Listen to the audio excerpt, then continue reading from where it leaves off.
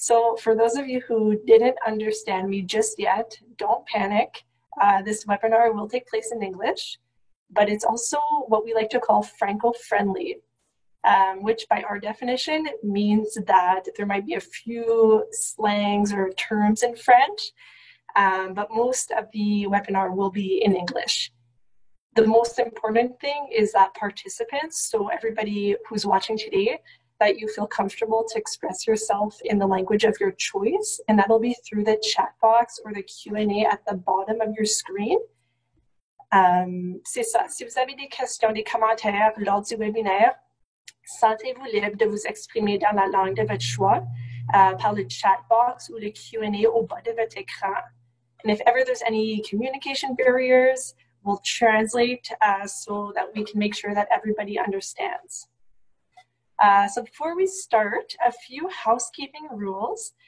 For those who have never attended a webinar, maybe it's your first, I cannot see you, only you can see me. So if you're in your PJs, don't worry, I'll never know. If you'd like to speak, as mentioned, so there's a chat box at the bottom of your screen. If you want to test it out, go for it. Send us a little bonjour, hello. We'd love to hear your virtual voices today. And there's also a Q&A box. So the Q&A, if you want to ask like a specific questions, we ask that you put it in that little Q&A box. And the chat box is more just chit chat, saying hello, or if somebody wants to share a link or whatever the case may be. Today's webinar, we're guessing it'll last about an hour and a half. We'll try and keep you to that, so we should be done around 1:30. All right, so for those of you who don't know me, my name is Sylvie Fodor. I'm the tourism coordinator at Bonjour Manitoba. Bonjour Manitoba is a francophone tourism team at CEDEM. And CEDEM, what does that stand for? It's the Economic Development Council for Manitoba Bilingual Municipalities, ou le Conseil de développement économique pour les municipalités bilingues du Manitoba. So we basically, in a nutshell, we work with bilingual municipalities in Manitoba, as well as bilingual entrepreneurs, community leaders, groups, etc., to increase, to encourage, d'outiller, to stimulate, and essentially to grow the economic development in Manitoba and en français. So we have multiple sectors, which include business services, immigration, community development, economic development, employability, etc. So depending on your needs, we have a team who can help you out. And as I mentioned, so I work in the tourism sector with an amazing team. We do a little bit of everything. We do some product development, marketing, training, hence the webinar today, advocacy, and networking. Before getting started, we just want to kind of say a note that we know that it's not an easy time right now for all of those working in the tourism industry. The tourism sector is one of the sectors that was hit the hardest due to this pandemic. We've been hearing from you, we've been talking to you. There's many jobs that have been lost. Some people don't know if they can open their doors this summer. These are unprecedented times, and we do not have that magic wand to make it all better, but our hearts and our thoughts are really going out to you, and we want to help you through this however that we can. We want to go this through you together so we can both come out of this stronger and more resilient than we were before.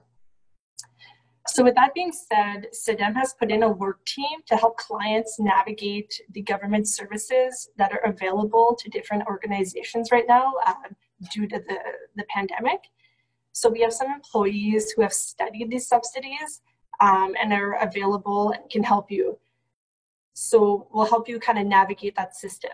We won't do it for you, but we'll line you up in the right direction with a personal service en français. So if ever you have questions about that service, you can just email, you see it on the screen there. There's an email, covid19@cedem.com. All right, so let's start. J'ai le plaisir de vous accueillir aujourd'hui à cette première. So this is our first webinar on virtual content, and we're so happy that you've joined us today.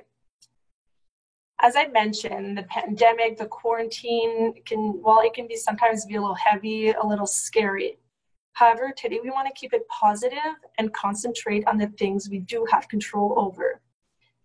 Despite everything, there are opportunities. There have been companies who have been profiting since this pandemic. So raise of hands, you should have a little raise hand button at the bottom of your screen, like a little hand symbol. Did anybody or who has heard of Zoom before March of this year? 4, 6. So 9, so about a third of you. A third of you had heard of Zoom. Oh, now there's less people. Okay. Just to say, this is a company that was known, but I'd say not as known as they are today. And since March, they've made something like a profit of $2 billion. So all this to say, it's not that people aren't spending money, they're spending it in different ways and they're kind of changing their habits. So we need to analyze the market, analyze people's current situation, and seek those opportunities. So look around and ask yourself, how can I serve people in today's world? Well, today people are at home or near home. So how do you go to them? How do you reach them, connect with them, communicate with them? Mostly through their phones and through their tablets. So right now, it's not necessarily about being the biggest and the best. It's about being creative. It's about being innovative. And it's about being able to adapt. And one of the biggest opportunities for the tourism industry right now, and many other industries, is virtual content. So I want to start off, I want to know a little bit more about you, everybody who's attending here today. So there'll be a little poll that'll pop up on your screen in a couple seconds, just a little question. And our question to you today is, have you ever created and posted your own video? Avez-vous déjà créé, affiché une vidéo en ligne? So I'll just give it a few seconds for you to answer that. Also, as I mentioned, it's our first webinar, so we're kind of testing out all the fun stuff that we can do here.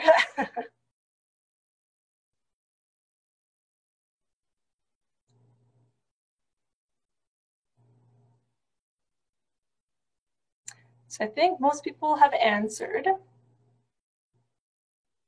All right, so most people have already created a video, 59%. 2 said you've done it but never posted it online. And 7 or 30% have said they've never created or posted a video of their own. So that's why we're here today. We're talking about content creation, about videos. Personally, I've never done it. Honestly, being in front of a camera makes me a bit nervous. So whether you've done it before or you've never done it before, you'll learn something new. By the end of this webinar, you'll have learned different types of virtual content that you can create, because there's more than one way of doing it. And there's sometimes, depending on what you're doing, there's pros and cons to certain ways you can do it.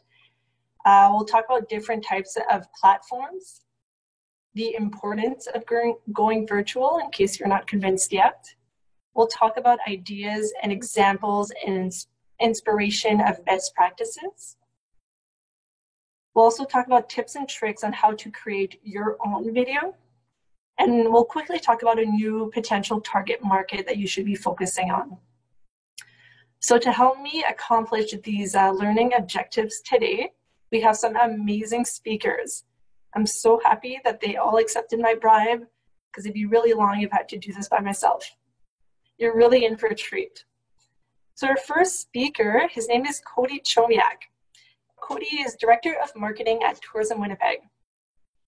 Cody is responsible for marketing for Economic Development Winnipeg, which includes Tourism Winnipeg. He executes strategic marketing initiatives to increase visitation and business attraction to Winnipeg and advance the destination brand. And wow, does he ever do a good job at it. I can tell you from personal experience that Cody, he's really creative, he's really fun, he has a lot of great ideas. So if ever you have any questions about how you can partner with Tourism Winnipeg, or you just want to talk marketing, pitch some marketing ideas, Cody's really all ears, and he'll gladly connect with you, and always with a big smile. So with that, I pass it over to you, Cody. Awesome. Thank you. Merci, Sylvie. Bonjour, everybody. Thanks so much for having me today. I'm really excited to walk you through some examples of virtual content. I'm just going to share my screen with everyone. All right, so we are ready to rock. So we're going to talk about a little bit about virtual experiences to generate both awareness, but also some revenue. We know this is a really tough time, as Sylvie had mentioned, and we want to make sure that everybody's able to pivot and have different options for continuing to maintain your business or change your business model in some way.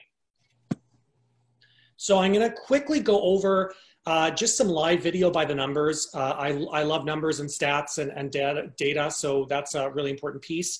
I'll highlight the differences between a virtual tour, a live experience, and a live event. And then with each of those, I'll talk about some of the pros and cons and things to consider when doing these things. And in amongst those, I'll also have some best practices and examples. And we've put together as well a handout that Sylvie will be sending all the attendees today on tips, tricks, and also more of those examples for you to use on your own. And then we'll have some Q&A.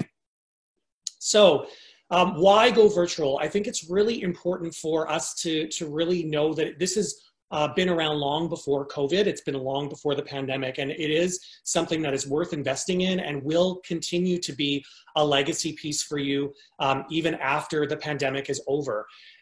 This is also a really important opportunity to integrate virtual reality, which is, you know, that 360 video. So you can do all of these experiences that we go over in both just regular video, but also in VR. Some interesting stats, in 2019, internet users watched 1.1 billion hours of live video, live streamed video. So compare that with television hours, it's actually rivaling that. By the end of 2020, live streaming is expected to account for 82% of all internet traffic. So those numbers are massive.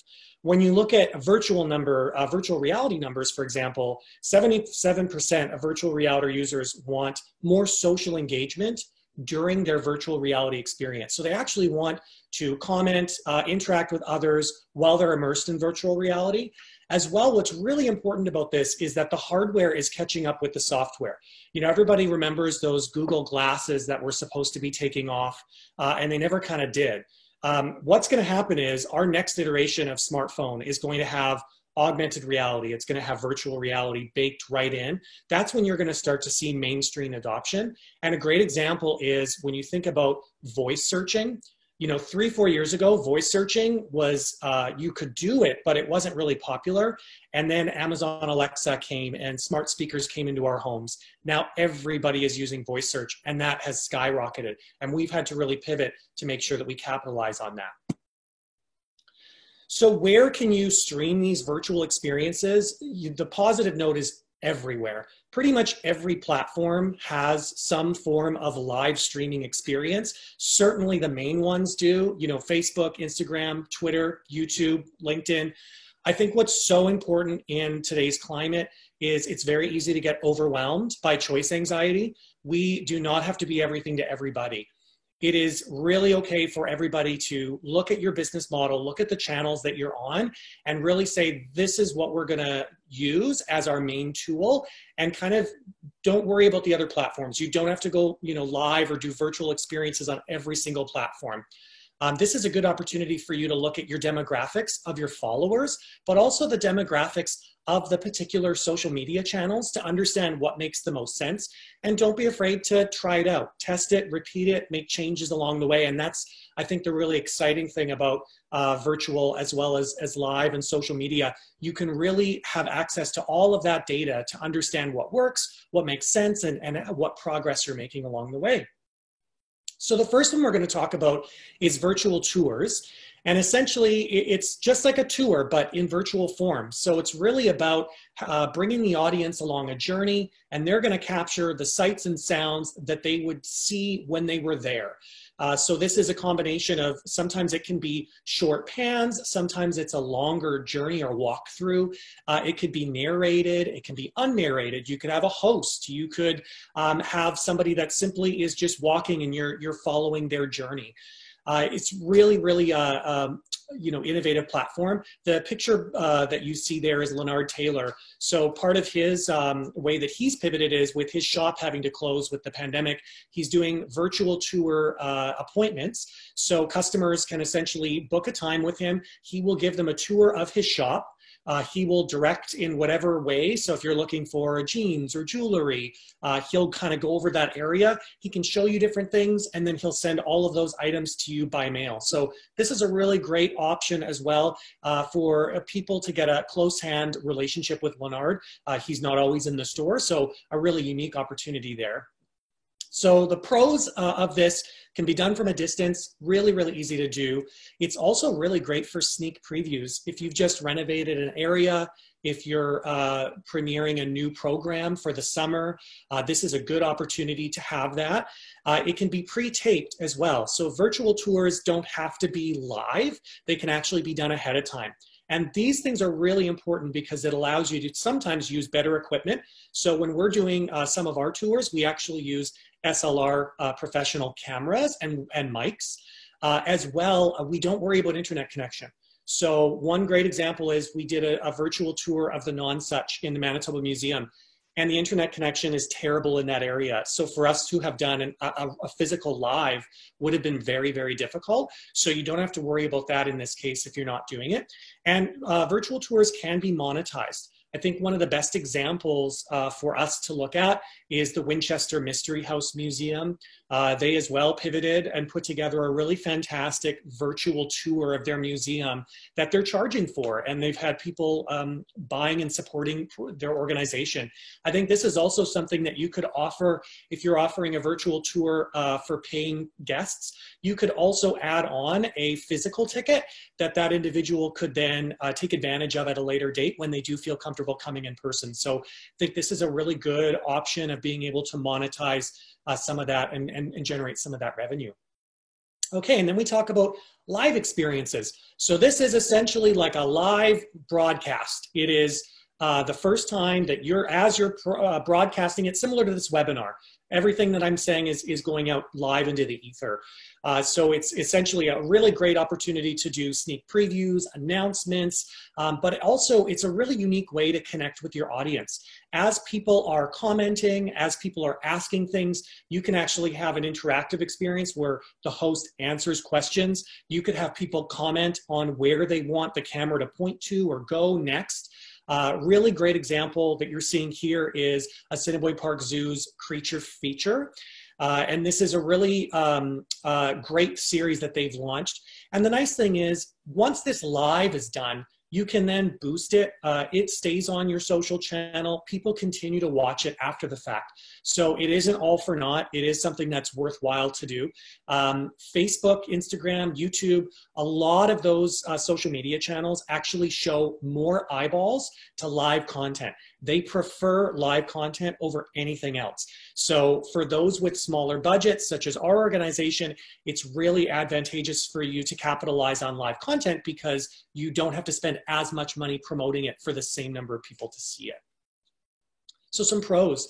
It's great, again, as I mentioned, for a repeating series. You can answer those questions in real time, get that engagement. It's something that can be done very easily. It doesn't require a ton of equipment, really just a smartphone, maybe an external microphone if you're needing, and can be done at any time. Some cons or things to consider: you really do have to make sure you have a strong internet connection. If you don't, if internet is spotty, probably not the greatest idea to do it. And if you are doing something that requires a lot of audience engagement, always a good idea to bring somebody else along just to monitor comments. For the person that's videotaping, it can be a lot to keep in track of comments, questions, concerns. If you have somebody who's able to do that, it just takes the burden off of that individual. There's a really great guide. I've included the link here for you all to look at. Hootsuite put out the ultimate guide to social media live streaming in 2020. And it's really, really detailed. It goes through a lot of the different platforms, how you can go about live streaming. So feel free to take a look at that, get comfortable with it, and see what makes the most sense for you. And then virtual events. So, I mean, it's fairly straightforward in that it's like a regular event, just virtually. So very similar in the sense that you promote the event prior. You actually have the event with a set group of people, and they will then log in at a specific time. You send out an invitation. The nice thing is that you can do some advanced promotion. This is really great with food. So a lot of the restaurateurs are doing this. This distant dinner party from the West End Biz was a fantastic example. They actually received international media coverage as a result of it. I know a lot of other restaurants are doing things like wine pairings. So you would actually order all of the food and the wine ahead of time, and then go to the event at that time, walk through it with the sommelier and the chef. So it's a cool way of being able to have a virtual event when you're not there. The events can be monetized as well. So you can sell tickets to that specific event. As I mentioned, that pre-promotion, it's a great way to kind of spread that word prior. Some things to consider, again, you want to have a good internet connection if it's something that is being done live, right? And it can require a bit more planning ahead of time. There might be some supplies or materials involved that you want to take into account, and coordination with other talent. I know a lot of crowdfunded and GoFundMe events have been happening as virtual events, so you can log in. Celebrities have been auctioning off a virtual event or a virtual date with them to raise money for a charity. So it is a great way to continue to monetize and pivot as well. So if you're still not convinced after all of those things, some more numbers for you. In May, just May of 2019, YouTube live videos were watched for 284 hours, and 60 of the most viewed YouTube live streams ever happened in the last 2 years. So it's definitely something that's going up in popularity. 1 in 5 Facebook videos is a live broadcast. And for those of you that don't know Twitch, that's a video game platform that's been a huge boom for live videos, live online gaming. Again, another virtual event platform to take advantage of. And this video I love as an example, especially for some of the smaller museums and historical sites out there. This is just a video from the English Heritage, how to make butter the Victorian way. And it really is just that. It's, you know, one individual who's talking to the camera, walking them through how to make butter. And in 11 months, it's received over 7.6 million views. So I think what's really interesting is you all have fantastic experiences. You're all subject matter experts. You all have really great opportunities to showcase your product in different ways. So if, you know, the live thing is a little bit scary, definitely invest in video. That would be the biggest thing I can say. They will reap the rewards and the benefits. It will get all of the engagement and the views. And that's it for me. I wanted to walk everybody through a few high-level items. And if anyone has questions, I'm absolutely happy to answer them. And I think Sylvie's going to monitor the Q&A chat and read out any we might have. Yeah, so we have a few minutes right now for questions. So, si vous avez des questions, if you guys have questions about anything Cody just talked about, you can type it in the Q&A box at the bottom of the screen. So he's all yours right now. Take advantage.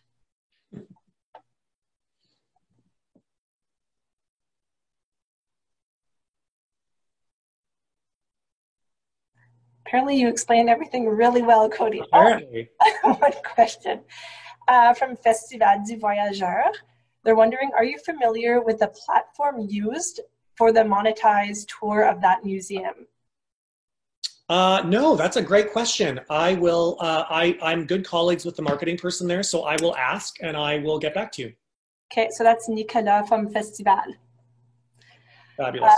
Another question, what do you suggest would be a great starting point? So I know you mentioned those 3 ideas, but if, let's say, somebody's never done one, what's a good starting point would you recommend?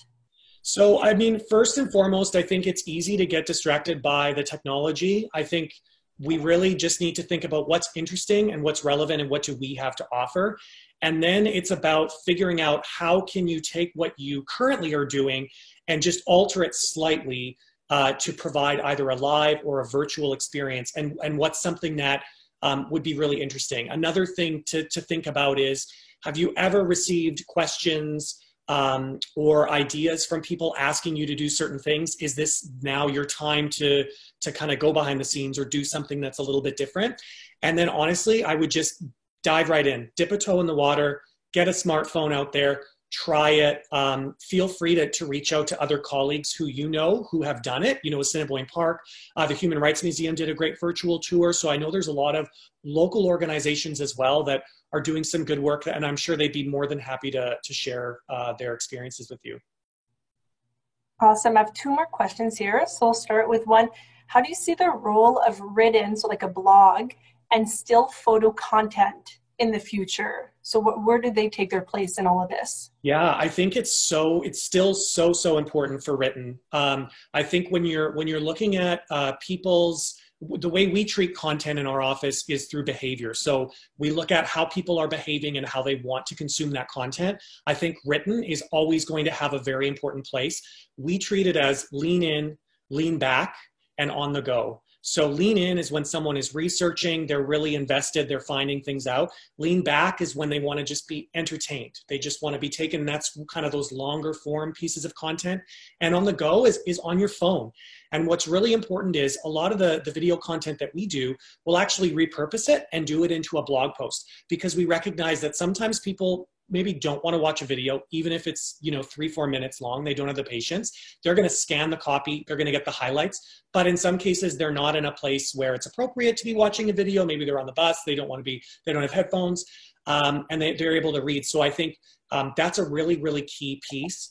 As well, storytelling is huge. So being able to provide one thing and split it up in multiple different ways for your audiences is huge. Rather than try and do everything, try and do one thing and think about how can I split that up in 8 different ways. So I've got a video, I'm going to do a blog post, I'm going to promote that via social in different ways on my different channels. I'm going to put that in my e-newsletter that's going to go out to people, and I'm going to do something else as well.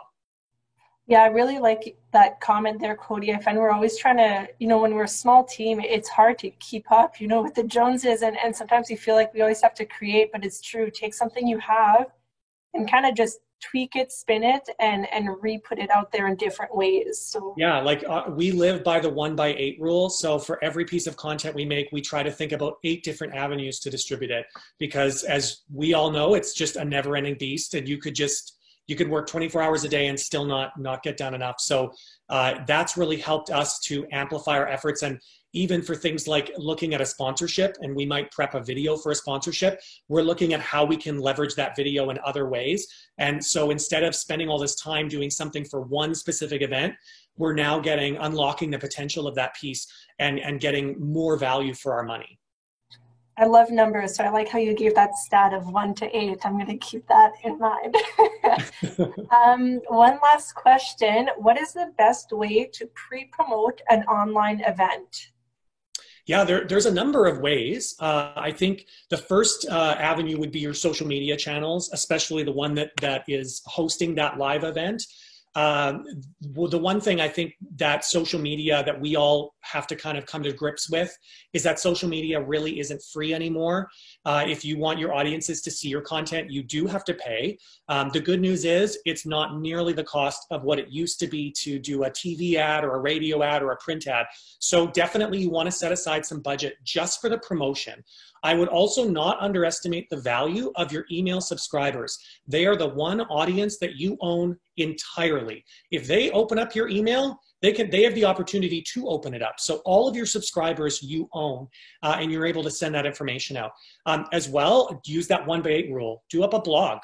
Do a if you're doing something with a chef, do an interview with that chef about what they're excited about for the event.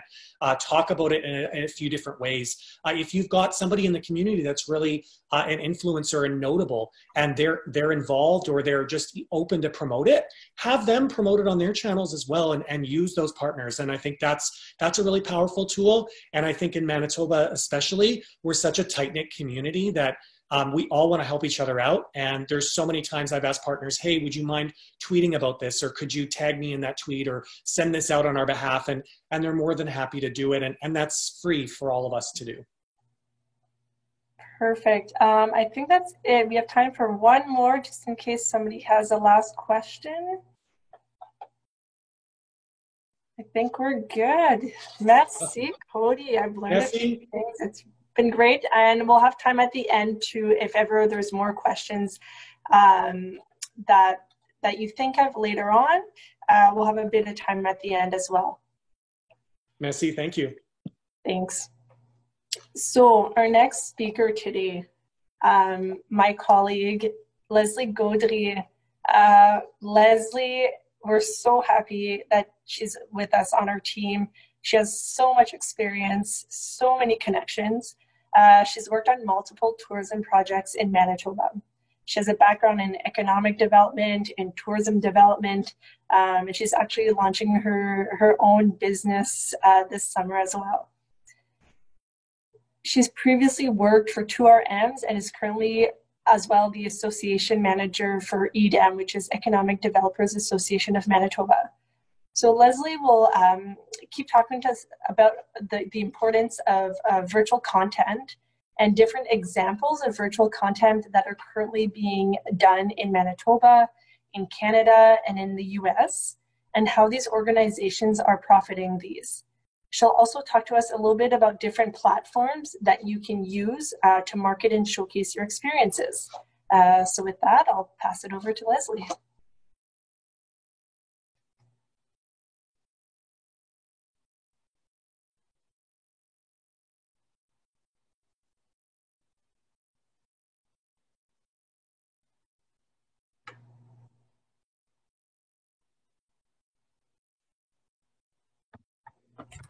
Hello, can you hear me okay, Sylvie? I can hear you, yeah. Great. Thanks very much, Cody, and thanks, Sylvie, and welcome everyone who's joining us. I'll just go into a quick, wait for the slide to start. On the first slide, we've included, it's just a quick summary of what Cody has already outlined. It's why go virtual. So it could be to generate immediate cash flow. You need that, how to reach new markets, and really creating something that you can use later on. It's something that will be helpful during this pandemic, but also something that you can continue to use into the future. Right now, there are 5 areas, 5 virtual areas that have experienced a lot of growth. Sylvie mentioned, just Zoom, but whether it's remote coaching or doing virtual education, delivery services for food and others, groceries, homeschool products, and media streaming. So these have really seen a lot of growth, and you could ask yourself, how could I really fit into these areas? Is there something within these areas where I could tap into that market?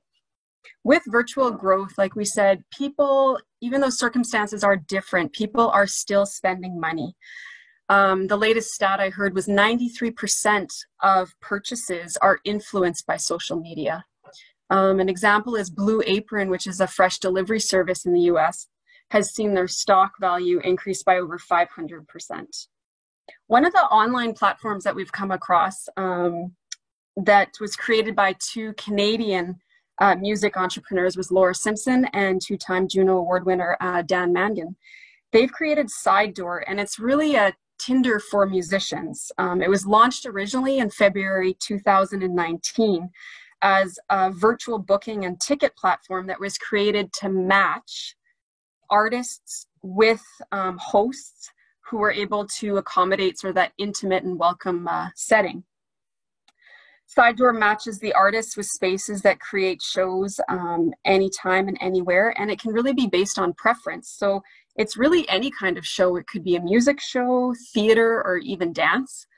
The Side Door app connects performers and hosts, but then it also allows audiences to pre-purchase the tickets. They created this just to help reduce barriers that were found in the entertainment industry. And anyone who's interested, whether you're a performer or say you're a museum that wants to host something, could create an account on their website. And they've side door themselves have pivoted, and they've really included and expanded their platform to include hosting online concerts. So again, this is something that you can use, whether it's music, comedy, doing a virtual dance concert or theater show. One big name that we all know is Airbnb. They created online experiences. They've pivoted and found that this is actually their fastest growing market that they've ever launched. Individuals are taking their talents, businesses are taking their talents and expertise to the next level, and they are hosting online. They have hundreds of online experiences now. Just visit their website and you can get inspired just by seeing what everyone is doing. Content, all types of content, and geographically, I think every country is almost represented on here. And some of their online hosts are making over $1,000 a day. Another example closer to home that we all know is La Musée de Saint-Boniface. They started developing virtual tours and videos using sort of that online education segment market. They host them on their Facebook page. When they first started, it was really a team effort. They developed their virtual tours with their staff, as well as having the interpreters write the content for the videos. So their interpreters were getting inspired by a piece in the museum that they would get lots of questions on, or a topic area that they were very interested in. They created the content so it was in smaller time capsules, and they're doing them every Tuesday. So on Manitoba Day is actually when they launched. They have a Manitoba video in French and English, and it's seen over 400 views. And from that, they're doing every Tuesday, and starting on July 15th, they'll be switching their videos and online to every Wednesday. The cool thing is they're also doing themed tours. So in June we have, sorry, go back one there. Yeah, so La Musée, so in June we all know that there's Doors Open Winnipeg. So La Musée is going to be having a tour that's focused on the Doors Open theme. And that's really cool because it gives the virtual visitor an opportunity to see space that isn't normally open to the public, and it is also easier for them to film it. Really, I think at the end of the day, they have been able to extend their reach and keep their staff engaged, which has also been a good positive for them. Also locally, there's a Facebook Live experience with the Wildlife Haven Rehabilitation Center in Ile-des-Chênes. They have a species spotlight similar to sort of the creature features at the Assiniboine Park Zoo. When COVID hit, their education program, their outreach program was halted and paused. They needed to figure out a way to still keep that interaction. So they did some Facebook Live series. A lot of interaction and questions. The cool thing is, like Cody had mentioned, they kept those Facebook Lives online afterwards. So they were getting between 300 people tuning in for the actual live event, but they've had up to 2,000 people view those after the event. A challenge for them was that they weren't always sure what the animals were going to do, but so they'd have to deal with those situations during the video, and they were always keeping that animal safety at the forefront and also trying to have a good educational message. And if anyone has any topics that they would like to see, contact them and they'll try and cater some more Facebook Lives for that. Moving on, another example that I came across just myself when I was in that situation of having to do some homeschooling was additional homeschooling content. Well, the Cincinnati Zoo and Botanical Gardens had some really cool features. They are doing these virtual experiences until the end of May, and they had home safaris where they would give homework assignments, but fun ones for little kids as well as for middle years. They have a series called Zoo Babies, a video series called Zoo Babies, which they've actually, I thought was good, is that they've paired it up with a corporate sponsor. The Fiona Show, a baby hippopotamus that was born 6 weeks premature at the Cincinnati Zoo, She's the smallest hippo ever to survive, and she has 3.3 million followers. And lastly, they've also have a member HQ, which is they have their Facebook group, but then they've upped it a level where they have a private group that has over 11,000 subscribers.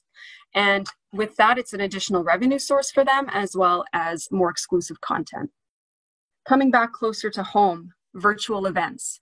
So the Small Glories is a fantastic folk duo, JD Edwards and Kara Left. They received a small National Arts Center grant to put on an online concert.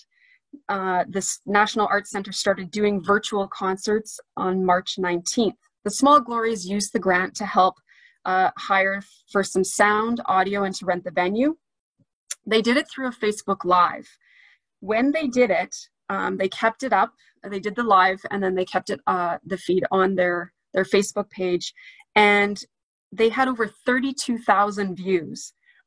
And what was interesting is that they made the concert free so that it was accessible, and they did it on a donation collection system. So when I was speaking with Kara, she said there was a couple things to look out for if you do want to do a virtual event, is look at the big picture. There is a bit of a cost involved for getting set up, making sure you have the right equipment and so that sound quality is good. Is it worth doing it? Watch out for hackers. You could have someone who sets up a fake link on your Facebook, so just have someone watch out for that while you are setting things up. And assess your mechanism for charging for that revenue. Are you going to charge a small fee and have a larger reach? Are you going to charge a higher fee and have a more exclusive audience? Or you could do a sliding scale. Also, another example of a virtual event and a different mechanism is the Vancouver International Mountain Film Festival.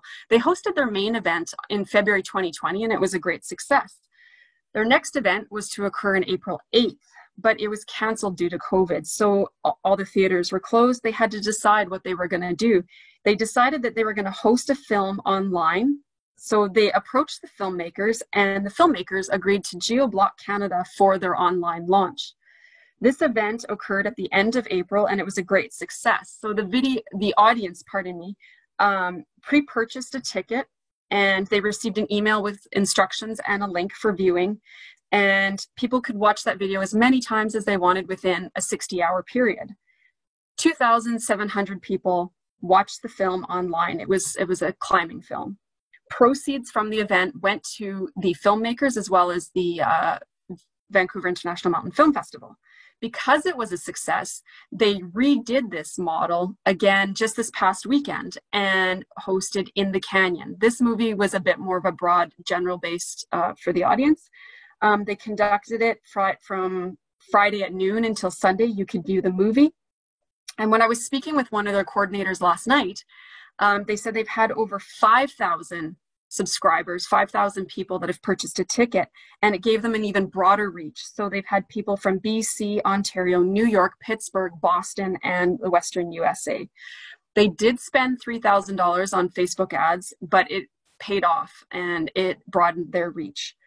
They had someone within the film festival work with Vimeo for setting up, and for their online ticket sales, they used WooCommerce. They said that this is one example they would not have tried otherwise if it wasn't for COVID. So they pivoted, and it turned out to be a success. They're hoping to continue this once a month moving forward. And what they really appreciate is the feedback they've got from viewers or the audience in remote communities where the Vancouver International Mountain Film Festival wouldn't have gone into those smaller communities anyway. The secondary benefit is that now they are creating, so Cody had talked about those email subscribers, having those are your audience. And with this, everybody who purchases a ticket, the ticket audience, they are now creating their own database. So that has been hugely beneficial for them. The last two examples I have is Unexpected Atlanta. And this is a business in the States where they had a walking food tour business, but then with COVID, everything shut down. Akila, who owns the business, had to decide if she wanted to completely cut things off and close her doors, or pull her team together and focus on how she was going to adapt. So they did that, and within 1 week, they created their first virtual experience. It included 5 tastings, 3 restaurants, pre-recorded videos, local chefs, and hands-on recipes. That package sold, it's the first box you see, ATL treat box, that sold for, they had, sorry, it was actually an older version, this has been updated, but their first version sold for $69 and it sold out right away. So she has created 2 other culinary tours, as you can see, since then. Bringing it back to the entrepreneur level with Avital Tours, which is the next slide. Avital had a business where she's created a culinary experience business. There's remote culinary team building, virtual chef-in-ars, and because those have been so successful within the last couple of weeks, she has created the virtual mixologist experience, and that allows people to have a fun happy hour in the safety and comfort home, and you have a experienced mixologist working with you so that you can balance cocktail flavors and have some stories and fun along the way. I like a quote that she had said was that when your business is in crisis, starting by recognizing what worked yesterday may no longer work tomorrow. The faster you experiment, the sooner you'll discover a path forward.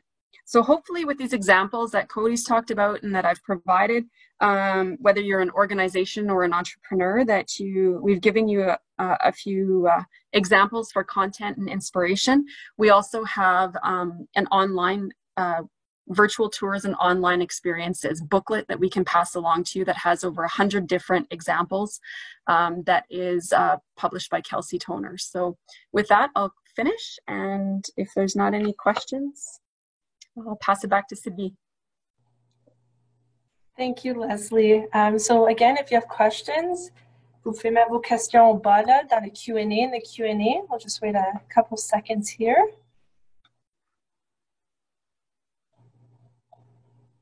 And like I said, if you think of something after, we'll have some Q&A at the end there if something comes to mind a little bit later.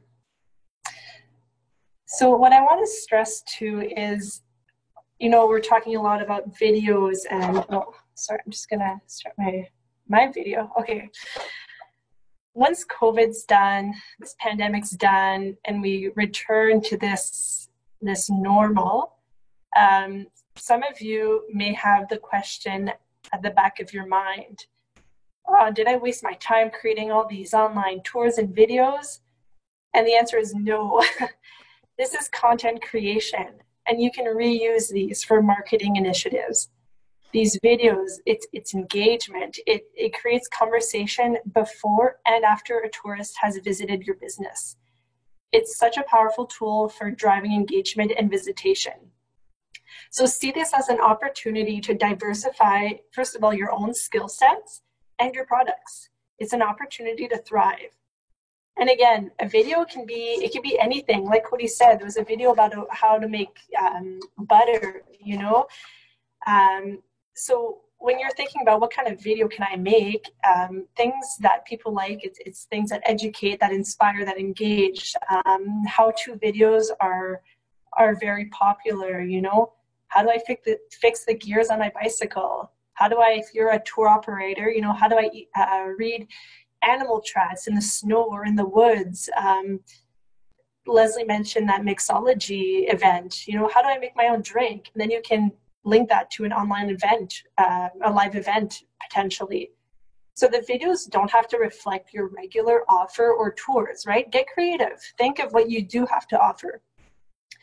Another idea that may, you know, that people may be looking for, you can create even a 20-second video, a sanitization video, right? People may be a bit wary once things start opening up. So if you show them how you're taking their safety as a #1 priority, it'll elevate your customers' level of comfort and trust in your organization. And again, these videos, they create engagement and conversations with you know, potential future or reoccurring guests. So now that we've convinced you and we've inspired you to create a video, well, how do you actually make a video and how do you make it look good, right? Before I move on, Cody just received an answer from the previous question that Nicolas from Festival had about the software that was used for the Winchester House tour. And they said they use something called Matterport 3D Tour. So there you have it. Never heard of that one. That's a new one. So as I was saying, now we'll talk about how do you actually create a video and create a good video. So I have the pleasure of introducing Lillian Levesque. I met her a few weeks ago, and wow, is she ever an amazing person with many hats. Lily Levesque, she's a producer, a production manager, a costume designer. From a very young age, she was introduced to the world of television. She has collaborated on several television series, documentaries, as well as live broadcasts. Due to these skills, she's obtained a position of director of production and assistant director on feature films. She's currently a content producer, a production and post-production manager for 2 television series at Manitou Media et Media Rendezvous, which are 2 French production companies in Winnipeg. And like I said, she has many hats and many talents. She's also an entrepreneur. She started a pop-up flower shop called Deux Cocottes Pop-Up Flower Shop in 2019 with her twin sister. In addition, she also works in the field of personal development with a certification in Myers-Briggs type indicator. And over the years, she's produced numerous fashion shows in Winnipeg while highlighting local fashion designers and people in the community. She's participated in the design of costume for Le Théâtre Sarmalière and Prairie Theatre Exchange. Lily has been the stage manager for the Grey Cab, the Junos, and Aboriginal Day Live. She's sat on the board of director for the Festival des Vidéastes in Manitoba, and she's currently an advisor on the board of director of a nonprofit humanitarian organization called SKL Inc. Lily's goal is to produce and direct her own projects. She's definitely a leader in her field and would like to contribute to sharing stories that can inspire and encourage community growth. So with that, je te passe à toi, Lily. Merci. Thank you so much, Sylvie. I'm so happy to be here. And this is such an important subject that we all need to talk about is videos. We need more visual content, especially with all these platforms that exist and platforms that can serve you in your businesses as well as your services. So I recently started doing my own videos. So I've been working mostly with film crews, professional film crews, and it's totally different as soon as you start doing your own stuff. It's very nerve-wracking. It's testing the waters constantly and reacting and just figuring things out. So for this presentation, we're going to talk about how to make your own videos. We're going to keep it pretty simple. So we'll wrap this up within 20 minutes and then I'll be able to answer all of your questions. So first things first, we know that videos are a visual medium. It's audio visual, right? So you can't forget this. We need images. We need to see things. When you're recording or when you're thinking of recording your video, you need to think of showing your work to your audience for the first time. You're offering your audience a glimpse into your museum, into whatever it is that you have to offer. I've worked with many directors, and often when they are, when they get on site to a new location and they want to figure out how they want to shoot things, they'll actually put their hands like this and right on their eye, because what you're doing when you're doing this is actually seeing what the lens is going to see. You're seeing what people are going to see as soon as you capture it on camera. So it just focuses your attention, because essentially your video is a glimpse of whatever it is you're capturing. So it's within this lens right here. So don't just say it, show it, right? It's visual. And if you can't show it, like what I'm doing here, I'm just speaking to you and I'm describing things. I have emotions, I'm gesticulating, I'm using gestures because I want to keep you engaged. And because it's so visual and audio, you also want to change the tone of your voice. So nobody likes to listen to a robot. So try to have different intonations and just be yourself, essentially. Most of the videos, you'd want to keep them short, especially if they're for Instagram or Facebook, and if they're more to promote something, then you do want to keep it short because people have a shorter attention span. Now, we have been talking about live streams and all of that stuff, which can go well over 2 minutes, especially if you're showing or informing people and taking them on a journey, which is super awesome. Then by all means, go over 2 minutes. The other thing that I learned when I was working with different broadcasters is you want to spoon feed the information, because you're the specialist of your brand, of your festival, of that thing, and you can't assume that the other people, the audience, know what you're talking about. So spoon feed the information, keep it simple and repeat it a few times. Because when they're looking at your video, they're looking at it on their phone or their computer, and there's multiple distractions behind them, right? So you want to make sure that you can keep giving that message in a coherent way and cohesive way by repeating it a few times with different words, of course. Don't just repeat the same sentence over and over. And then you want to describe your actions as you're doing them, because this is audiovisual. Some people might have looked away from their screen, right? So as you're doing something, if you're showing them how to make butter, you're not just miming it, you're not just doing it, you're also telling them what you're doing. So that's super important. Then the one thing that's really cool is you can actually film multiple videos all in the same day. So don't think that you need to film one video every week. You can definitely schedule those videos once you've had them recorded and edited.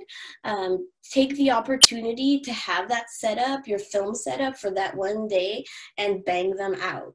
Get those videos recorded. And I'll show you how you can do that to fool your audience into thinking maybe you recorded them on different days. So that's that slide. Moving on. So there's 3 steps to video production. There's the pre-production, which is the planning. There's the production part, which is the actual filming part of it. And then there's the post-production, which is the editing and then the posting online. So those steps, that's for a classic way of filming. If you're live broadcasting, then you have your pre-production and your production, and your post-production happens like you're editing, you're not really editing, right? Because it's all live stream, you're broadcasting right away. So the post-production happens at the same time as production. Hopefully I didn't confuse you guys. So moving on. So for pre-production planning, this is where you determine your message and your goal. So what is your message? How are you going to say it? What words are you going to say? And then you script write. So this is not intimidating. You want to keep it simple. And this is essentially where you just write down a plan of what you're going to show your audience and what you're going to tell them. You organize it in a way that makes sense. And then number 3 is you get organized. This is the coordinating part. This is, the logistics. You determine the best location, you gather your props if you need any, your wardrobe if you need, specialized wardrobe, you get the gear, and you set the date with your team. So when you determine your message and your goal, you want to ask yourself, what's the goal? Why are you making this video? It's to make butter, or is it to inform them of an event? And if so, what exactly are you saying? How are you going to show them your message? Is it through images? Is it through talking to a camera like this? Is it with specialized footage, such as like aerial shots? So are you going to get a drone? Are you buying footage? Or are you going to use a GoPro? Is it about fishing? If it is, are you going to stick a GoPro in the water? Try to find ways to explain your message clearly but creatively, right? And this also has to be coherent with your marketing team and with your message. Is it part of a campaign? And how does it all fit together? So that's number 1. Number 2 is when you're script writing, you do want to keep it simple. You're talking to an audience that is learning about your brand, or they're learning about the experience. So you keep it simple so that they can understand it. And you do want to write down what you're going to say. I personally love to write down exactly what I'm going to say. I write down as I'm the way that I would be speaking to explain, you know, whatever it is that I want to explain. And then from that, I will bullet point my speaking points. Because when you're talking to the camera, you're not reading, right? Because when you're reading, you'll lose the attention of your audience. So what you can do, you can actually like have Post-its right above your camera if you're talking directly to your camera, or you can have like boards that somebody can hold and so that you can read them.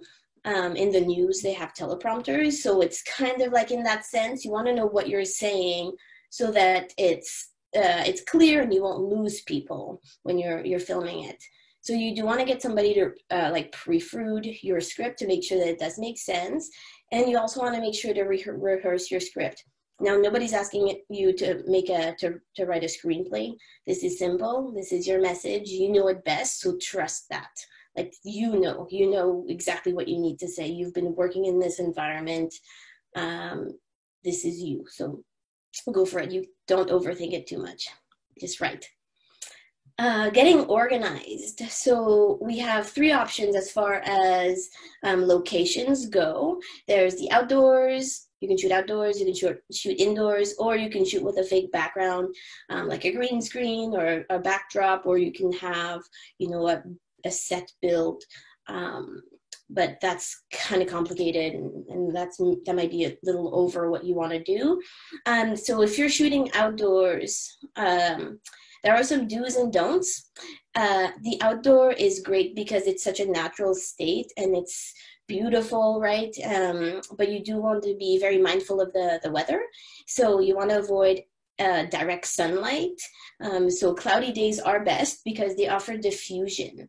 And diffusion is when the light goes through the clouds and just like disperses everywhere in really, really beautiful way. So you don't get harsh shadows. It just makes sure that the light is even all around you. So if you can't order a cloudy day, it's best to shoot earlier in the day where the sun is lower, or at the end of the day when the sun is also lower, but on the other end, right? Because you want to avoid the sunlight being directly over your head. When it's directly over your head, what happens, it creates harsh shadows underneath your eyes, your nose, your chin, and it just like cuts up your face with shadows. At which point you need a light bounce and you need somebody else to be helping you. So it just creates like a bigger production than really what you might need. And you know, it also, can be more complicated if you're doing a walk and talk or like a visit outside, because it's hard to follow someone with a bounce to have the proper light. So just be mindful of your weather. The outdoors is usually such a great place to film. Moving on to indoors. So indoors is when you can get pretty nitpicky, and the perfectionist side of you can maybe come out because you can actually control the environment, right? You can put a light here, you can put a light there, and then all of a sudden there's just lots of stuff for you to manage. So it's better to keep it simple by working in a room with windows, because the window will offer natural sunlight. So actually sometimes when I film my videos, I'll actually sit in the chair behind there and just use the light from the window because it's such a beautiful light and it's not harsh. So yeah, indoors is also great. If you're indoors, you just have to be careful of noise levels, of distractions, of people walking in frame, and just all that type of stuff, because there's more to control. So that's that. Getting organized and what to wear, the fun part, right? Okay, so dressing for camera is a delicate dance, let me tell you, because the camera doesn't actually record the colors the same way that our eyes will see colors. So purples usually change colors, greens can sometimes be brown, so there's just all type of weird things that happen with colors. So then the one thing that you need to remember though is when you are getting dressed for your video, you want to represent your brand, you want to represent whatever it is that you're selling or offering. So you want your wardrobe to fit with your video. And you want it to be presentable. So make sure it's clean, because the camera does pick up on details.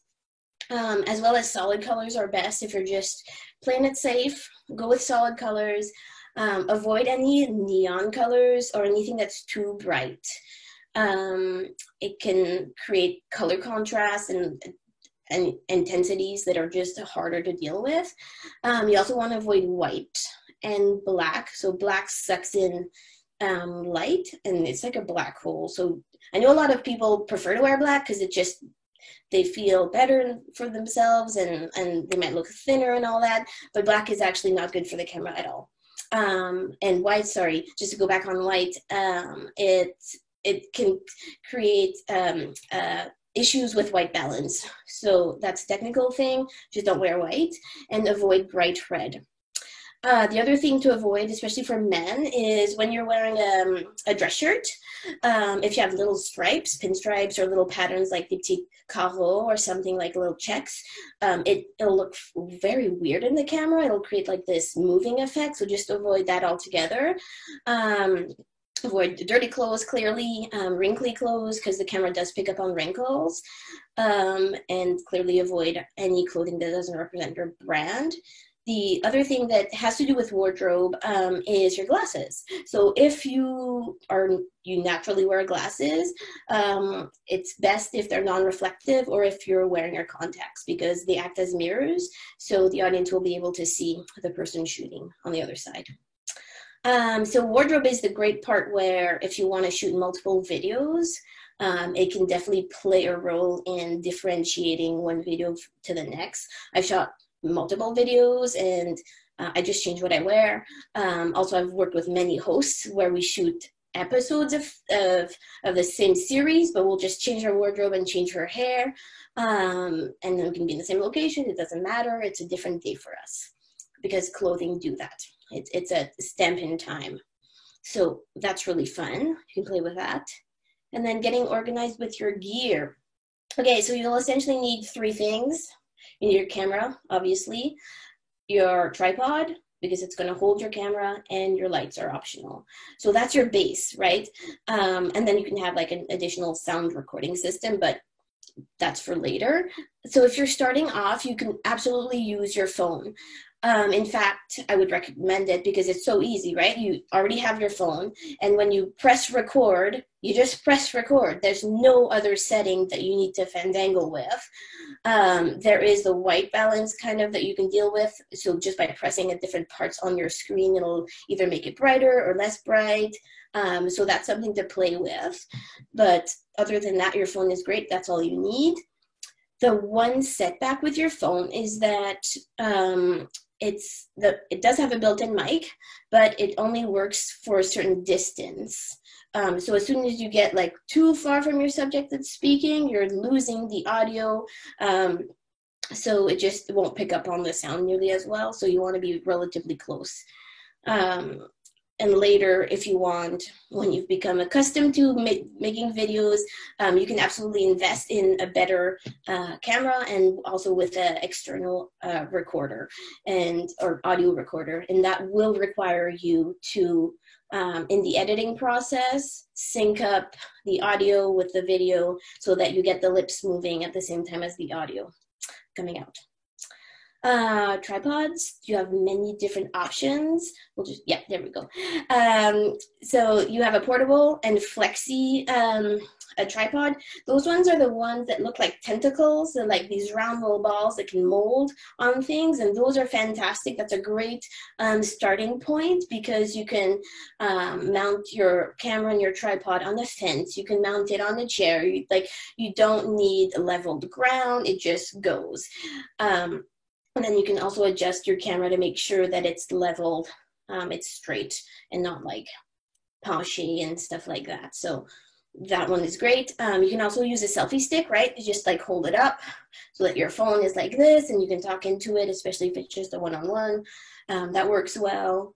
And then the other thing is the lightweight tripod, which is exactly a tripod. It's got the 3 legs, adjustable. You just have to be careful and do your research when it comes to tripods, because if they're too light, they can easily get pushed over by the wind. So just be careful with that. Lighting, if you want to buy lights, go for it. There's ring lighting. It's like essentially a circle. People use this for selfies or for vlogging. It's very popular. It's very easy to use. Or you can have brick lightings, which are essentially this brick, and it has different color temperatures, so you can select that. You just have to make sure that you have a stand for it, because a light without a stand is not much unless you're just going to put it on a table, but then, you know, it's not nearly as practical. So that's that for lights. You might not need any, though, if you're shooting outdoors and stuff like that. So moving on to the fun part, the creative part, it's showtime. So the production part. So there's general housekeeping, there's the filming tips that we'll go over, and then there's also the gear tips and tricks. We'll get into gear a bit more. All right, so production showtime. Film in short segments. It's way easier to edit shorter segments than to have this long video where you're trying to remember when you said that thing, then you want to go to the other part. So just cut. Just make sure that you cut between whatever you're shooting. Smile, have fun, be lighthearted. Nobody wants to look at a grumpy pants. So just smile. You know, you're explaining something that you love. This is your work, your livelihood. Just be yourself, be lighthearted, because that way you're attracting the people into your video, and they'll want to watch more. So I know that it might be a bit weird at the beginning, you know, because you're just talking to a camera, there's no audience, they're not actually talking to anybody, but just try to stay happy. So there's two ways of shooting or doing an interview or explaining something to your camera. You can either look directly into the lens, or you can look off to the side as if you were talking to someone. And that's like more of a documentary style, is looking at the director that's asking you questions. But if you want to engage somebody, you'll be looking at the lens, and that is awkward at the beginning because you're just looking at the lens. But you'll get over it with practice. And it's okay if you look away. It's just natural, right? You don't want it to appear forced either, because then it looks like you're just like trying to lock eyes, and that can make people feel awkward. So keep it fun. You want to ask yourself, would I watch this video? Am I being engaging? And what can I do differently? So this is, sometimes it's hard to ask those questions because we tend to take these things personally, because you're investing part of you, and we don't often look at each other, at ourselves on a video, and it can just seem foreign. You know, like when you hear your voice on the tape recorder, you just sound different. You're like, oh no, that's not me. So you just have to become accustomed to it and ask those critical questions to make sure that you're making the best product, or at least a product that you would want to see. So you want to express yourself, and you want to be yourself, and just trust yourself, because you also have an eye for this. You've been watching television, you've been on social media, you know what good content looks like. If something feels off and you don't know why, that's cool. You don't need to know why. Just the fact that you think that it feels off, just start over. Just change something until you feel better about it. You may not know how to explain why you're feeling off, but that's okay. Okay, so production filming tips. So when you start your camera, you'll roll. So you'll press the button, you'll roll for a few seconds, and then you can get into the action. The reason why you want those few seconds at the beginning is so that you can cut them, and so that you don't start talking right when the camera starts, because then you've missed half the word, and then there goes that whole take. So you just want to make sure that you got those seconds. You do also want to rehearse in front of the camera a couple times just to get the feel for it. Now, you don't need to be rolling. It's just talking to the camera and getting a feel for your words that are going to come out, and your Post-its that maybe you have up. And, you know, I don't know if there's going to be anybody around you, but it could feel a bit awkward at the beginning. So, and that's totally normal. Just practice and make jokes about it. Do multiple takes of the same video, even if you nailed it. Yep, that's right. Because you will get better with each take. You'll get better with every video, or your subject will get better. They'll give you different answers. And usually the last take is your best take. So just practice. I don't know, like give yourself a rule of like maybe doing it 3 or 4 times or 5 times. however times you need. You'll want a white balance, so ensure that the image on the camera is not too light or dark, and that's just by like pressing on your screen while it's rolling, just to see, you know, where, if it blends it or not, if it creates it more dark. You can also fix that in post, but that's just another step that, you know, you'll already be learning how to edit. So that's a challenge in its own. You'll also want to ensure that your environment is quiet, so no distractions. This is especially important because you're recording the audio as well as the visual. And the rule is, if you can't see it, we shouldn't hear it. So sometimes we fake this, right? In documentaries or in whatever, you hear a plane, but you're still rolling and you can't cut because it's so good. Well, you either have to like see the plane somewhere in the back to justify the audio, or you have to cut to a plane or even mention the plane. Like, don't be awkward about it. If there's a huge tractor behind you, you can like comment on it, and then okay, you acknowledge it, it's good, going back to what you're saying, just flow right back. It's better than I don't know, being super awkward about it. But you'll find your flow. So just because I'm saying this doesn't mean that you'll feel most comfortable doing that. Yes, so if you make a huge mistake, then absolutely stop the camera. But if you stumble on your words, and if you say a few times, that's cool. Just keep going. Just keep going, because you'll get better as the video progresses, and as well as the more videos you film. So we all know that your first video is not going to be nearly as good as your last video, and that's fine. So unless you make a really big mistake, there's no need to actually stop your video. It's like, you're natural, you're a human being. You're not a news anchor.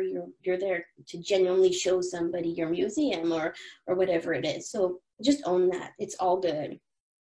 So filming wise, you want to film horizontally for Facebook and vertically for Instagram. Now you can look online for whatever platform you decide you want to, you know, broadcast on, and they'll tell you exactly what's the best way to film. So you can follow that.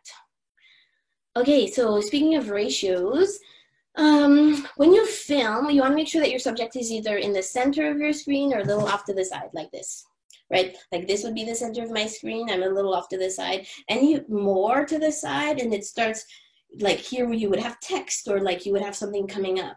So the way that you position your person in the screen has to be justified with whatever you like. Is it a horse that I would have here? You know, like whatever it is. And usually, if we're doing a sit down, it's usually like we're doing like belly button up, or like they call it here medium close up, or you could possibly do a medium shot, like waist up if you're walking and stuff. But yeah, you just want to make sure that you don't leave too much space above the head, right? A lot of people shoot and they'll be like this, like tons of space on top of the head. This is no good. This is just a waist. So come on, scooch on over and center yourself. Make sure that it's balanced. And feel free to really experiment, like go for it. This is supposed to be fun, so try it out. Also, if you don't have a subject, like if you don't have somebody talking, you can film beauty shots. That's called B-rolls. They're just lovely things. And then you can record a voiceover on top explaining whatever story you have to say or whatever it is afterwards. So that's different. Oh, one thing I didn't mention, you know, you're leaving those 3-4 seconds at the beginning of your clip. When you shoot B-roll and you're panning to the side, like pan slowly and then like slowly come to a stop. You want to slowly come to a stop, and then before you cut, right, you're done your shot, before you cut, wait a few seconds and then cut. You want to have the tail ends so that it's easier for editing later. You'll thank me later. Production gear tips and tricks. Number uno, make sure your lens is clean. I know, no brainer, but if it's windy, if there's dust, if there was a bit of rain last time, just give it a little wipe. You can use micro, whatever it's called, the cloth. And if you have props around you, use your props to lean your camera. You're probably well surrounded with things around you, so you might not even need to buy a tripod right away. You could just use what you have. But the thing that I love to use is pony clamps, or painter's tape to just to secure things in a way that won't damage anything. So I use it to secure tripods sometimes, or cameras, you know, onto the tripod. Maybe your clip broke. You never know when things are going to break because they're usually plastic. And you just take the time that you need to set up. Because once you've set up, then your image is going to be beautiful. So make sure that you test things, you know, film a few seconds of you in whatever setting with the lights, look at the footage, see if it's good. Now we have the luxury of being able to play back right away, so do it. You're only investing in your video for later, so it's well worth it. Post-production. So there's people that love post-production, there's people that don't love it nearly as much. Post-production is challenging. If you're doing a live video, you have nothing to worry about. If you're doing a one-take Nancy, just doing a straight talking to the camera, there's no editing involved, then you don't need to worry about this either.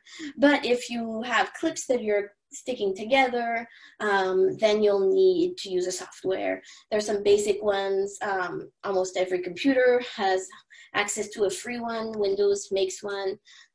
You know, there's iMovie for Macs. So get to know those ones first, because they're free, and they're also a lot more simple because they have less options. Once you get good, or once maybe you hire somebody, Adobe Premiere is great, as well as Final Cut, and then they can really start playing with levels of color and all the stuff that is above most of people's heads. It just looks good, right? You just want it to look good. So I know editing is intimidating. You just have to start somewhere. So that somewhere is your script. You didn't write it for nothing. You may as well follow it. So you can also supplement with some music. A lot of documentaries, if you watch them, or shows, they will cut to the tempo of the song and the mood, because the song can definitely amplify your message. But again, that's another level. So maybe later you can add music. And you do want to keep it somewhat short, especially for your first few videos, just so you're not overwhelmed. You can do this. We can all do this. We just have to take it little by little. So create that 30 seconds to begin with. Get a feel for all of your equipment. And you might want to maybe set a standard for your format. So maybe you're starting with a logo at the beginning, or maybe your logo is at the end, so that you didn't waste your few seconds to grab somebody's attention.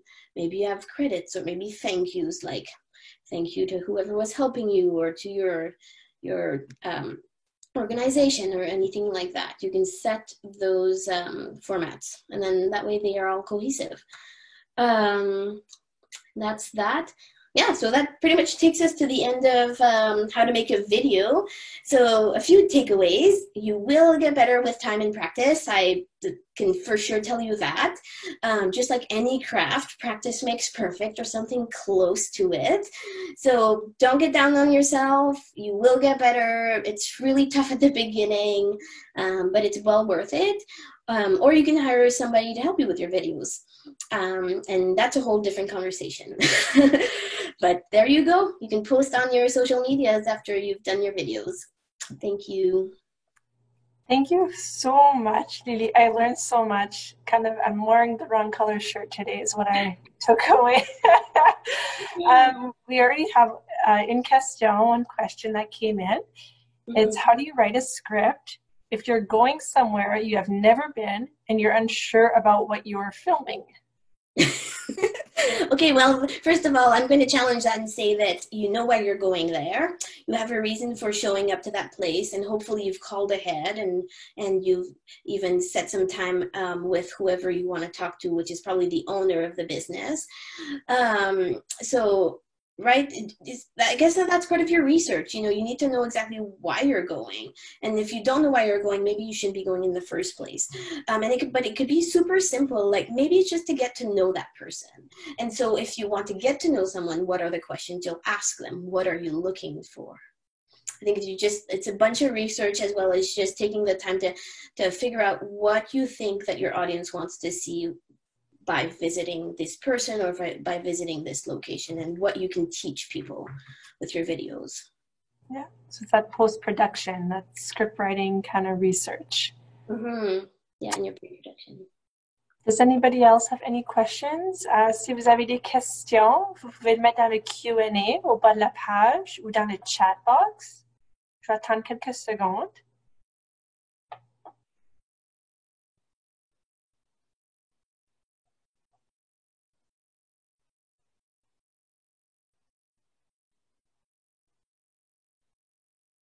I think that's it. I know I learned a lot. Oh, we got one more.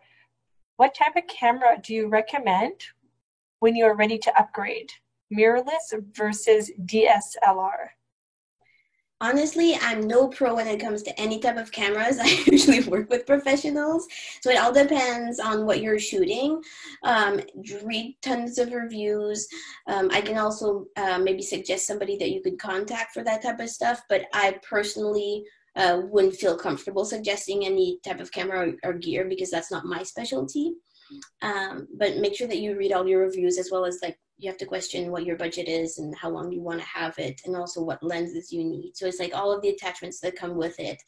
So it really just depends on all of those things. Perfect.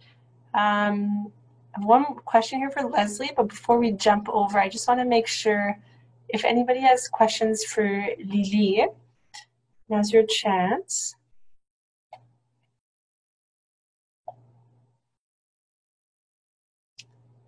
Okay, so we'll jump over, and if somebody has other questions for Lily, or you think of something after, we're still here for another about 5 minutes, so you will have time to ask your questions then too.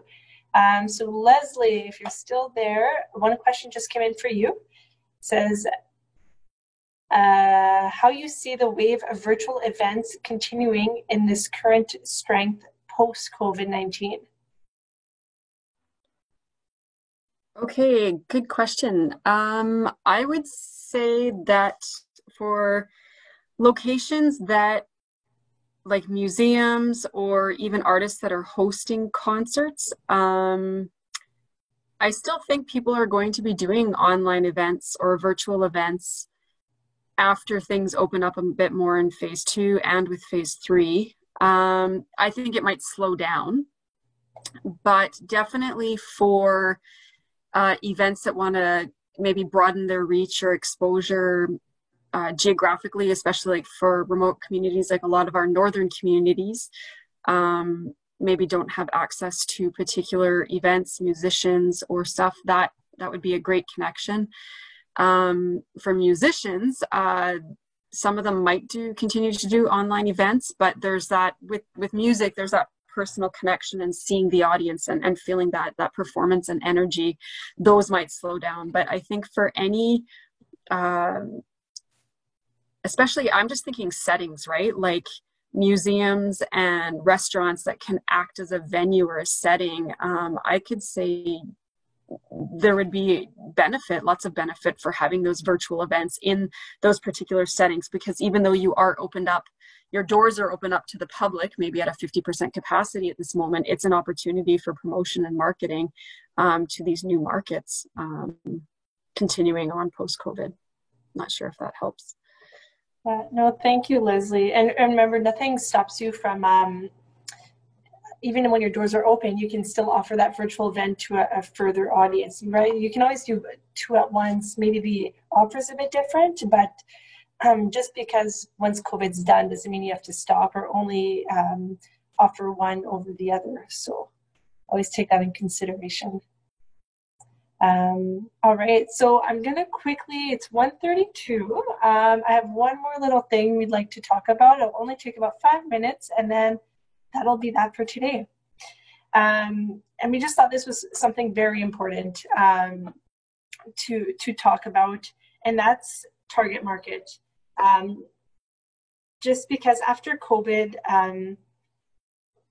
one of your target markets, or your target market, should really be the local market, because this is the first market that will bounce back once this pandemic is done.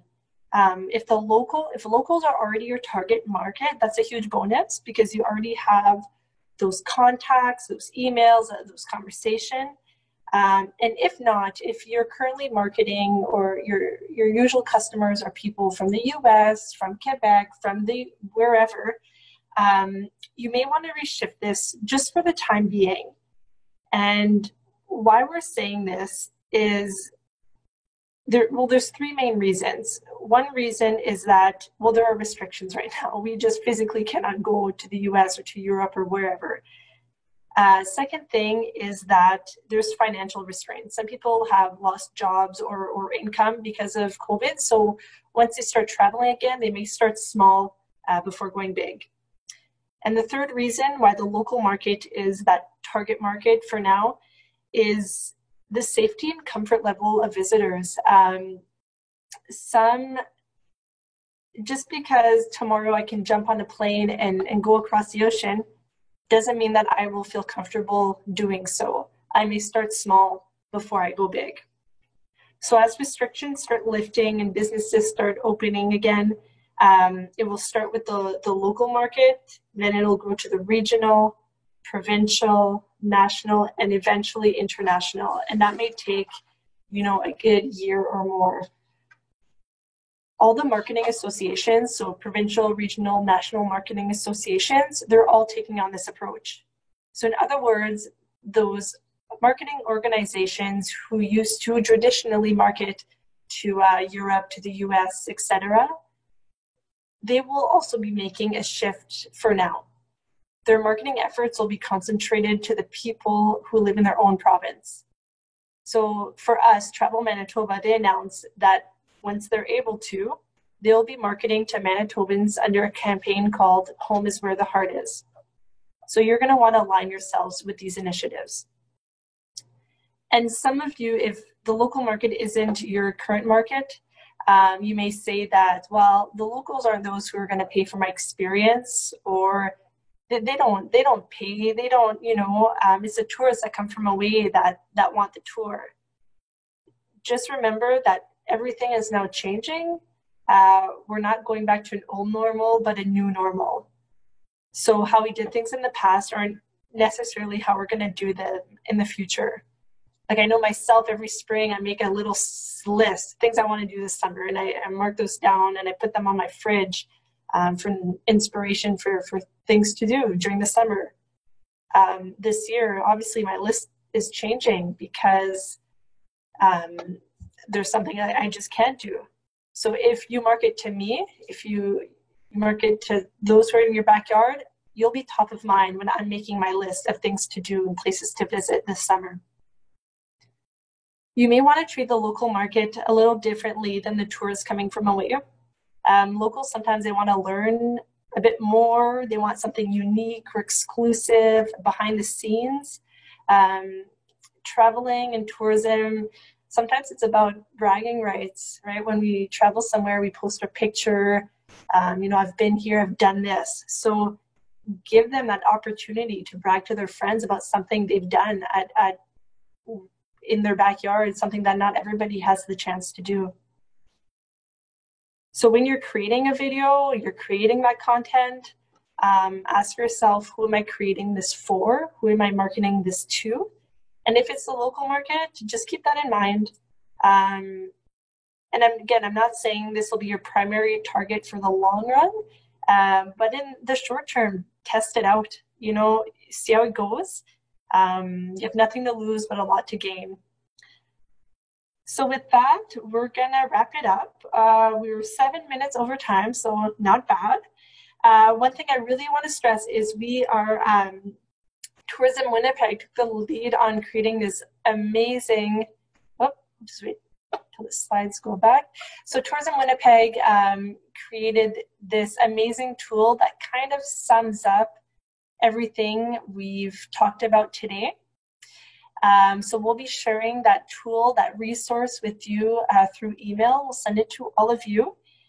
In the next week or so, we'll also be working on creating a francophone version of that. So just hang in there and we'll have a French version of that tool available shortly. Before we close it up, if there's any other questions to any of the speakers today, to Leslie, Lillian, to Cody, now's your chance through the chat or the Q&A. If you think of questions later, If you think of questions later, don't be afraid to email us. I'll make sure if you don't have all of the panelists' emails, I'll make sure to forward them to the right people. We really appreciate you being with us today. Puis, on envisage toujours continuer à organiser des webinaires. Alors, si vous avez des sujets en tête ou quelque chose que vous voulez qu'on vous parle au sujet, laissez-nous savoir. On peut toujours adapter les sujets de nos webinaires aux besoins. C'est ça. Alors, merci à tous. Thank you, everybody, and have a good rest of your Monday and a good rest of the week.